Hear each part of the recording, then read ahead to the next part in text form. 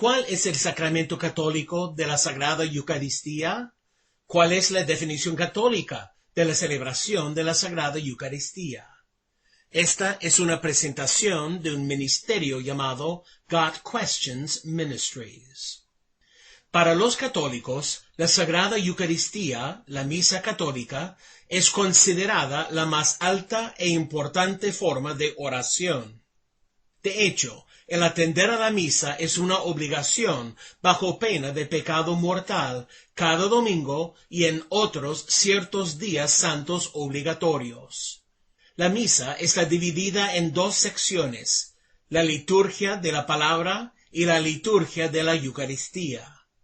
La liturgia de la palabra consiste en dos lecturas, una del Antiguo Testamento y otra del Nuevo Testamento.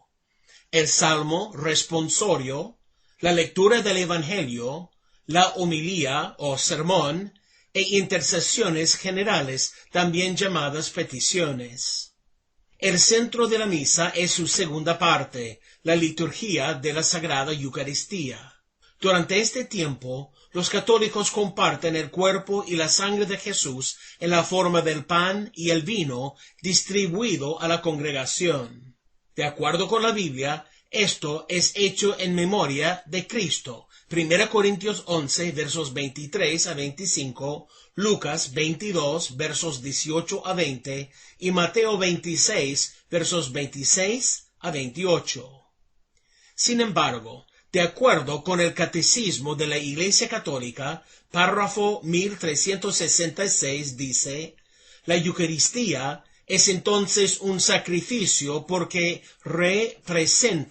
hace presente el sacrificio de la cruz, porque es su memorial y porque aplica su fruto. El Catecismo continúa en el párrafo 1367. El sacrificio de Cristo y el sacrificio de la Sagrada Eucaristía son un solo sacrificio. La víctima es una y la misma. Ella misma ahora se ofrece a través del ministerio de los sacerdotes, quien entonces se ofrece a sí mismo en la cruz. Solo la manera de ofrecerse es diferente. Y puesto que en este sacrificio divino, el cual es celebrado en la misa, el mismo Cristo, quien se ofreció a sí mismo una vez de manera sangrienta en el altar de la cruz, es contenido y ofrecido en una manera incruenta. Este sacrificio es verdaderamente propiciatorio. En el libro de Malaquías, el profeta predice la eliminación del antiguo sistema de sacrificio y la institución de un nuevo sacrificio. Yo no tengo complacencia en vosotros, dice Jehová de los ejércitos, ni de vuestra mano aceptaré ofrenda. Porque desde donde el sol nace hasta donde se pone, es grande mi nombre entre las naciones. Y en todo lugar se ofrece a mi nombre incienso y ofrenda limpia, porque grande es mi nombre entre las naciones, dice Jehová de los ejércitos. Malaquías capítulo 1 versos 10 y 11. Esto significa que Dios será un día glorificado entre los gentiles, quienes harán ofrendas puras a Él en todos los lugares. Los católicos ven esto como la Eucaristía. Sin embargo, el apóstol Pablo parece tener un enfoque diferente de ello.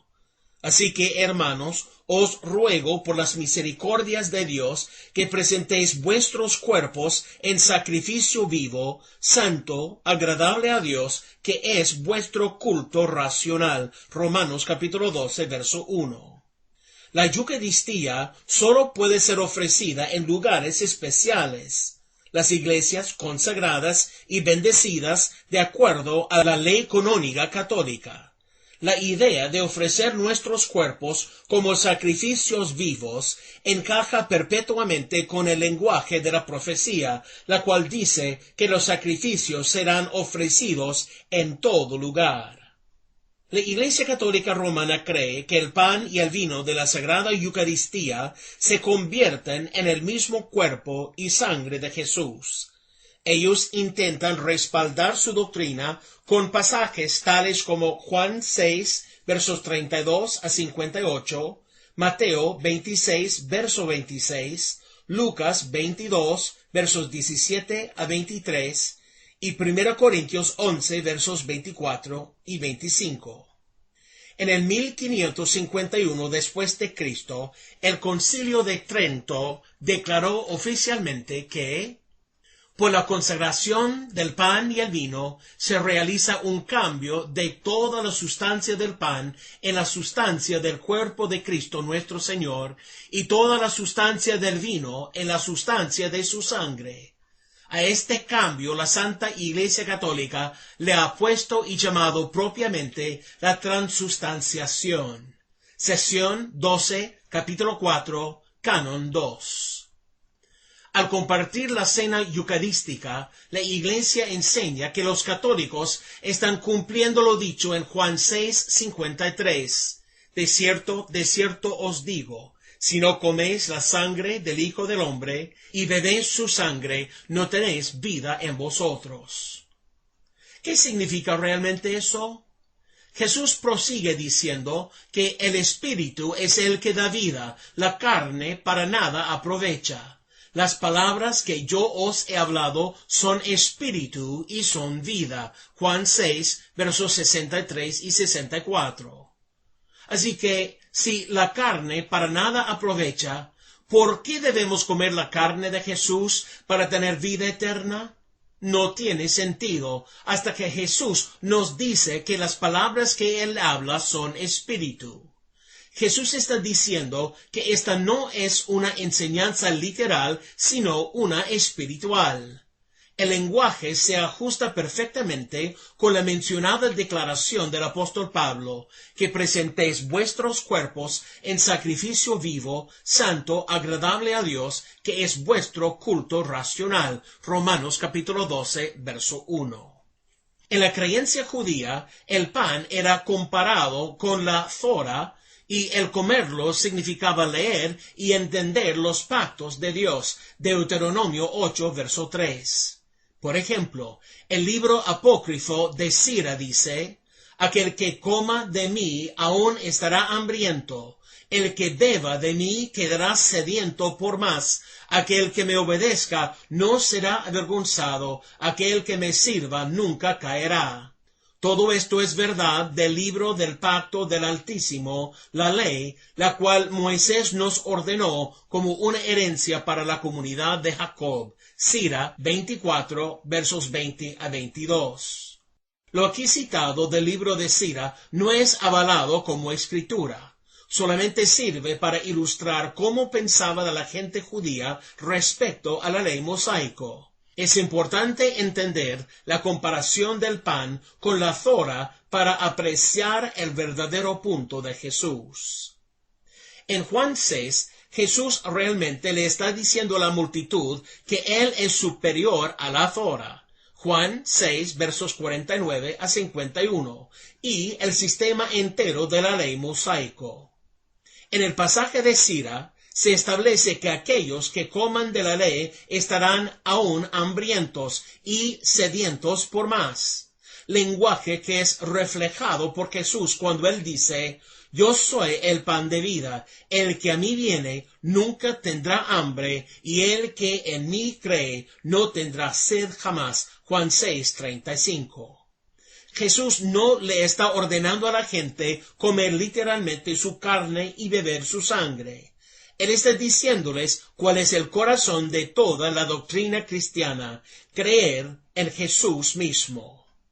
Esta es la obra de Dios, que creáis en el que Él ha enviado. Juan 6, verso 29. Por lo tanto, la interpretación católica de Juan 6 no es bíblica. Segundo, hay una muy clara analogía en Juan 6 a los días de Moisés y la comida del maná. En los días de Moisés, el maná era dado como provisión de Dios para alimento de los israelitas mientras peregrinaban en el desierto. En Juan 6, sin embargo, Jesús clama ser el verdadero maná, el pan del cielo. Con esta declaración, Jesús clama ser la completa provisión de Dios para la salvación. El maná era la provisión de Dios para librar de la inanición. Jesús es la provisión de Dios para librar de la condenación.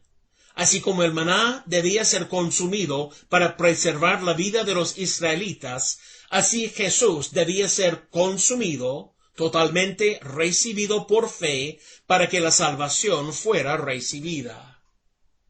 Es muy claro que Jesús se refería a sí mismo como el pan de vida y animaba a sus seguidores a comer su carne en Juan 6. Pero no necesitamos concluir que Jesús estaba enseñando lo que los católicos han referido como transustanciación. La cena del Señor, la comunión cristiana, la Sagrada Eucaristía aún no había sido instituida. Jesús no instituyó la Sagrada Eucaristía, misa, la Cena del Señor, hasta el capítulo 13 de Juan. Por lo tanto, el leer la Cena del Señor en Juan 6 es injustificado. Como se sugiere arriba, es mejor entender este pasaje a la luz de venir a Jesús en fe para salvación. Cuando lo recibimos como Salvador, poniendo toda nuestra confianza en Él, estamos consumiendo su carne y bebiendo su sangre. Su cuerpo fue partido en su muerte, y su sangre fue derramada para proveer nuestra salvación. 1 Corintios 11, verso 26 dice, Así pues, todas las veces que comieres este pan y bebieres esta copa, la muerte del Señor anunciáis hasta que Él venga. Ya sea que la definición católica de la Sagrada Eucaristía sea un re-sacrificio de Cristo o una re-ofrenda del sacrificio de Cristo, ambos conceptos son antibíblicos. Cristo no necesita ser re-sacrificado. El sacrificio de Cristo no necesita ser reofrecido. Hebreos capítulo 7, verso 27 declara que Jesús no tiene necesidad cada día, como aquellos sumos sacerdotes, de ofrecer primero sacrificios por sus propios pecados y luego por los del pueblo, porque esto lo hizo una vez para siempre, ofreciéndose a sí mismo.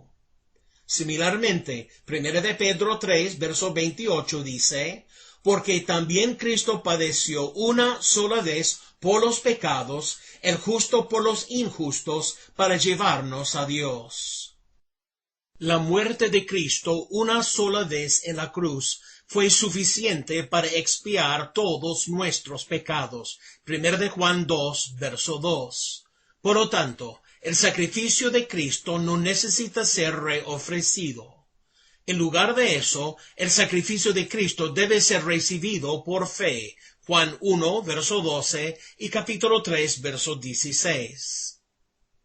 Comer la carne de Cristo y beber su sangre son símbolos del total recibimiento de su sacrificio a nuestro favor, por gracia a través de la fe.